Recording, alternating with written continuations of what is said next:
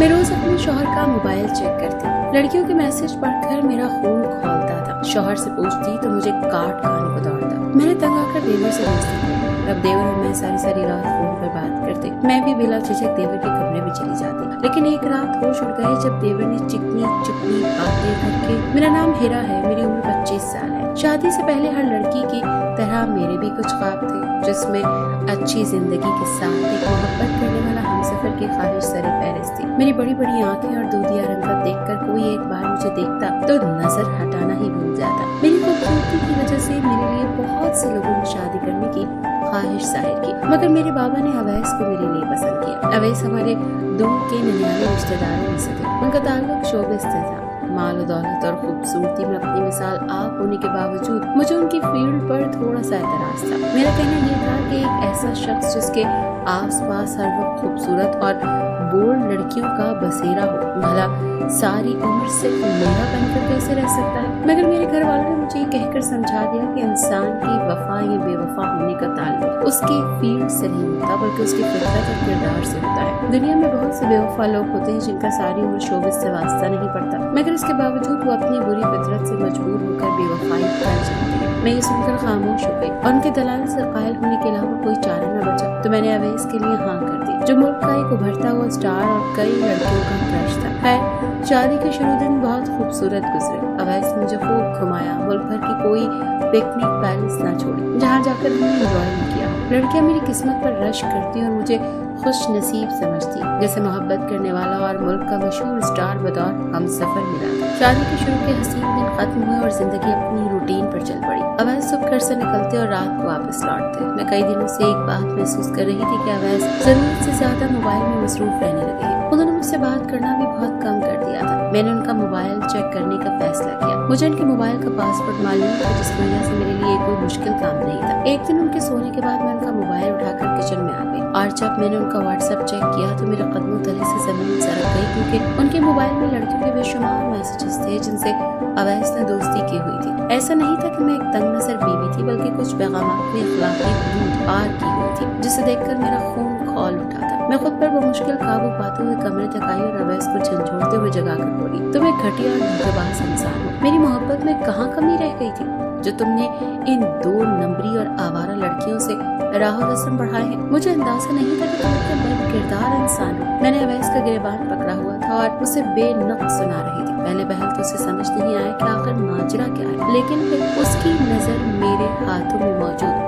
اپنے موبائل پر پڑی تو اسے سارا معاملہ سمجھ میں آ گیا۔ اس نے میرے ہاتھ سے موبائل چھینا، مجھے دھکا دیا، جس کی وجہ سے میں بیڈ پر گر گئی۔ سائڈ ٹیبل کا کونا میرے بازو پر لگا تھا، جس کی وجہ سے چوڑی ٹوٹی اور میری کلائی بھی زخم کر گئی۔ درد کی وجہ سے میں سسک کر رہ گئی۔ میری خون آلود کلائی دیکھ کر بھی اس سنگ دل انسان پر کوئی اثر نہ ہوا اور وہ بولا، تم ہوتی کون ہو میرے معاملات میں ٹانگ اڑانے والی؟ میرا جو دل چاہے گا میں وہی کروں گا۔ تم اگر یہاں رہنا چاہتی ہو تو چپ چاپ رہو، ورنہ اپنے ماں باپ کے گھر واپس جا سکتی ہو۔ یہ کہہ کر اویس نے اپنا تکیہ اٹھایا اور دوسرے کمرے میں جا کر سو گئی۔ میں پوری رات روتی رہی۔ میں نے سوچ لیا کہ مجھے ایسے دھوکے باز انسان کے ساتھ نہیں رہنا چاہیے۔ میں اٹھی اور اسی وقت اپنا بیگ تیار کر لیا تاکہ صبح کو میں اپنے گھر جا سکوں۔ اگلے دن اویس صبح کو بغیر ناشتہ کیے ہی چلے گئے۔ ڈائننگ ٹیبل پر بیٹھی میں بے دلی سے ناشتہ کر رہی تھی کہ اسد سیٹی بجاتا ہوا اپنے کمرے سے نکلا اور میرے قریب اٹھ کے کرسی پر بیٹھ کر ناشتہ کرنے لگا۔ میں اس پر اپنا اور اویس کا جھگڑا ظاہر نہیں کرنا چاہتی تھی، سو میں نے نارمل انداز میں کہا، خیریت ہے آج جلدی اٹھ گئے؟ وہ مسکرایا بولا، جی ایک ضروری کام سے جانا ہے، مگر آپ یہ بتائیے بھابھی جان، کیا آپ کی آنکھیں کیوں سوچ رہی ہیں؟ کہیں آپ کی اور بھائی سے لڑائی تو نہیں ہو گئی؟ یہ سن کر میں ہڑبڑا کر بولی، نہیں ہمارا کیوں جھگڑا ہوگا بھلا؟ میرے سر میں کچھ درد ہے، اسی لیے رات میں ٹھیک سے سو نہیں سکی، یہی وجہ ہے کہ آنکھیں سوچ گئی ہیں۔ میری بات سن کر اسد ہنس پڑا اور کہنے لگا، بھابھی جان آپ جھوٹ بول سکتی ہیں، مگر آپ کے خوبصورت اور نازک سی کلائی پر لگا یہ زخم نہیں، جو بات بھی ہے کھل کر بتائیں، ہو سکتا ہے کہ یہ ناچیز بندہ آپ کے کسی کام آ سکے۔ اسد نے میری کلائی کو چھو کر کہا تو مجھے اسے پوری بات بتانا پڑی۔ اوہ تو یہ بات ہے جس کی وجہ سے ہماری بھابھی جان پریشان ہے۔ وہ لفظ جان پر خاصا زور دے کر بولا تو میں آنکھیں جھکا کر بس سر ہلا کر رہ گئی۔ آپ کو پریشان ہونے کی بالکل بھی ضرورت نہیں ہے، اور اپنے گھر واپس جانے کا خیال दिल से निकाल दें। मैदान छोड़कर जाना बहादुर लोगों का काम नहीं होता। आप चली जाएंगी तो बात ज्यादा फैल जाएगी और आप तो जानती हैं कि मीडिया छोटी से छोटी खबर को मिर्च मसाला लगाकर पूरी कहानी बनाकर पेश करता है। जो बात झूठ हो वो भी सच महसूस होने लगती है। भाई के लिए ऐसे माहौल में सरवाइव करना इतना मुश्किल नहीं होगा, मगर आप और आपकी छोटी बहनों की जिंदगी शायद अजाब बन जाए। ये कहकर वो उठकर चला गया, मगर उसकी बातें सुनकर मेरी सोच का रुख बदल गया था। वाकई ये तो मैंने सोचा ही नहीं था कि मेरे घर वापस जाने के बाद मेरी छोटी 3 बहनों से कौन शादी करता। यानी मुझे सब्र करके इसी घर में रहना था, जो मुश्किल जरूर था मगर नामुमकिन नहीं। सो मैंने अपना फैसला बदल दिया। मैं रोज रात को अपने शौहर का मोबाइल चेक करती और लड़कियों के मैसेजेस देखकर मेरा खून खौलता, मगर पहले दिन के बाद अवैस के सामने कोई हर्फ शिकायत जबान पर न ला सकी। ऐसे इंसान से शिकायत करने का भला क्या फायदा जो मान रखना ही न जानता हो। एक रोज तो हद ही हो गई। अवैस के व्हाट्सएप पर किसी लड़की के साथ डेट पर जाने का जिक्र पढ़कर मुझे बहुत गुस्सा आया और मैंने उसी वक्त अपने फोन से असद को मैसेज करके उसे पूरी बात बताई। तो उसने मुझे बड़े प्यार से समझाया कि दुनिया की कोई भी लड़की मेरी तरह हसीन और खूबसूरत नहीं है। अवैस की अकल पर तो पर्दा पड़ गया है, इसी वजह से वो दूसरी लड़कियों से ताल्लुकात बनाकर रखता है। असद ने कहा कि मुझे अवैस की परवाह छोड़ देनी चाहिए, जिस तरह उसने मेरी परवाह करना छोड़ रखा है। मुझे असद की ये तजवीज़ बहुत पसंद आई और उस रात हमने सुबह तक बात की। अब हम एक दूसरे से खुलकर बातचीत कर लिया करते थे और मैं बिला झिझक उसके कमरे में भी चली जाती थी। उसकी खुशमिजाजी ने मुझे उसका गर्विदा बना दिया।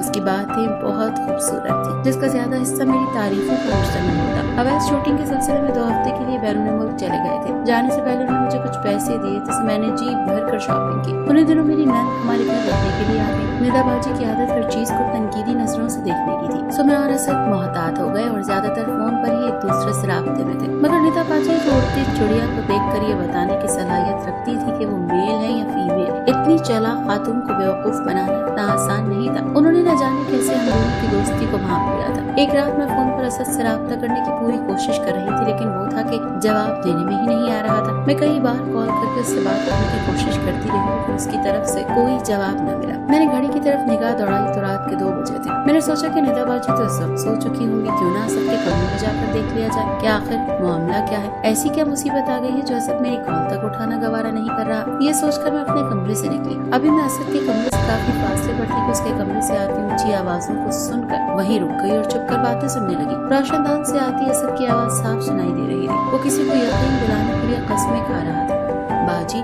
आपके सर की कसम, मेरा और भाभी का ऐसा कोई ताल्लुक नहीं जैसा आप समझ रही हैं। जरूर आपको कोई गलत फहमी होगी। मैं भला अपने भाई की इज्जत पर नजर क्यों रखूंगा। आगे निदा बाजी थी जो इतनी जल्दी मानने वाली ना थी। सो बोली, मैंने खुद हिरा को अजीब नजरों से तुम्हारी तरफ कई बार देखते हुए नोट किया है। इससे पहले कि असद कोई जवाब देता एक भारी आवाज सुनाई दी, जिसने मुझे हैरत के समंदर में धकेल दिया। आपको मेरी बीवी के बारे में ऐसी बात करते हुए शर्म आनी चाहिए। निदा, हिरा को मैं अच्छी तरह से जानता हूँ। वो एक मजबूत किरदार की अच्छी लड़की है। आइंदा अगर आपने इसके बारे में कोई ऐसी बात कही तो मुझसे बुरा और कोई नहीं होगा। ये आवाज अवैस की थी जो आते ही निदा बाजी पर बरस पड़े थे। मैंने दीवार के ओट में छुपकर थोड़ा सा झांक कर देखा तो अवैस हाथ में सूटकेस पकड़े खड़े थे और मेरे हक में खड़े लड़ रहे थे। मैं खामोशी से दबे कदमों अपने कमरे में चली आई और आकर लाइट बंद करके बेड पर इस अंदाज में लेट गई गोया मुझे कुछ मालूम ही ना हो। मैं दिल ही दिल में सख्त शर्मिंदगी महसूस कर रही थी। कुछ देर बाद अवैस कमरे में दाखिल हुई और लाइट ऑन करके अलमारी से अपना नाइट ड्रेस निकालने लगी तो नोट बैठी और उनके करीब आकर बोली, लाइए मैं निकाल देती हूँ। वो चुपचाप सोफे पर बैठ गई। मैंने अलमारी से नाइट ड्रेस निकाल कर उनको दिया तो वो खामोशी से चेंज करने के लिए चले गए। वापस आए तो मेरे पास बैठकर बोली, हीरा, मुझसे बहुत बड़ी भूल हो गई। मैं तुम्हें पहचानने में गलती कर गया हूँ। ये सुनकर मेरे कदमों तले से जमीन सरक गई। मुझे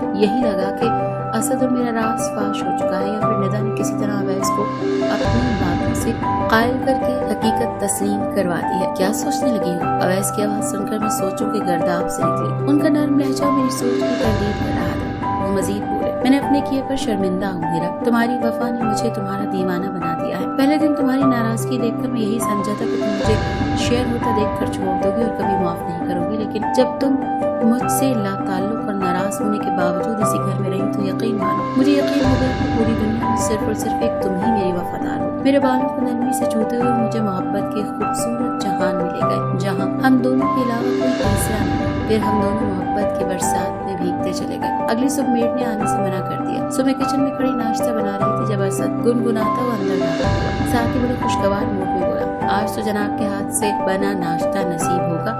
वाह किस्मत खुल गई है हमारी। उसके किसी अंदाज से बिल्कुल जाहिर न हुआ फिरार किसी किस्म की बदमस्की का सामना कर चुका है। मैं खामोश रही। नो लिफ्ट का नोटिफिकेशन देखकर वो कांधे उचकाकर बाहर चला गया। टेबल सेट करके मैं अवैस के साथ अपनी कुर्सी जोड़ कर बैठ गई। इस तरह के हमारे कांधे आपस में टकरा रहे थे। निदा बाजी भी टेबल पर तशरीफ ला चुकी थी, चुप चुप सी और कुछ शर्मिंदा सी। सब खामोशी से नाश्ता करने लगे। मैं मुस्कुराती नजरों से असद को देख रही थी। अवैस ने निदा बाजी की तरफ जिताती नजरों से देखा तो उन्होंने सर झुका लिया। माहौल पर फैले तनाव को कम करने के लिए मैं बोली, निदा बाजी मैं सोच रही हूँ बस बहुत हो गया, अब हमें बकरे को कुर्बान कर ही देना चाहिए। निदा बाजी मेरी बात सुनकर हैरान होकर बोली, क्या मतलब है तुम्हारा?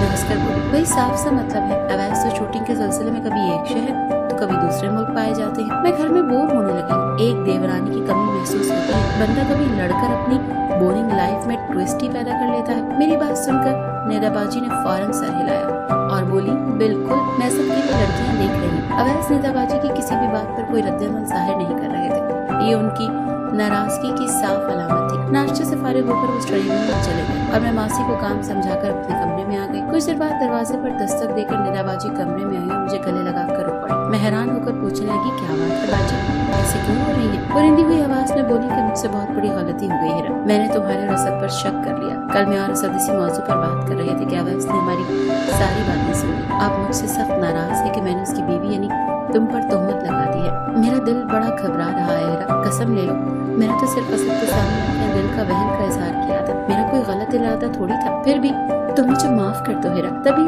अवैस मुझसे बात करेगा।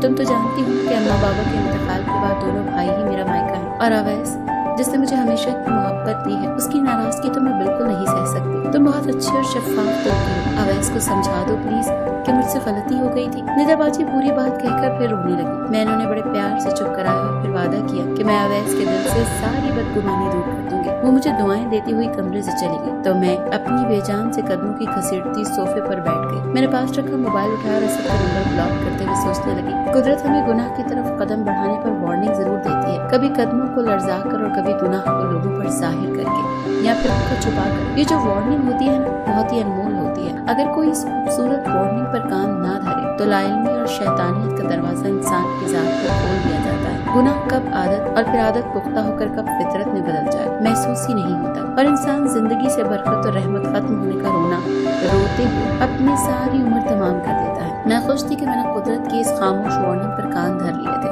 मैंने दिल ही दिल में कलमा शुक्र अदा किया और उठकर इसके पास चल दी क्योंकि अब मुझे निदा बाजी से किया गया वादा जो निभाना था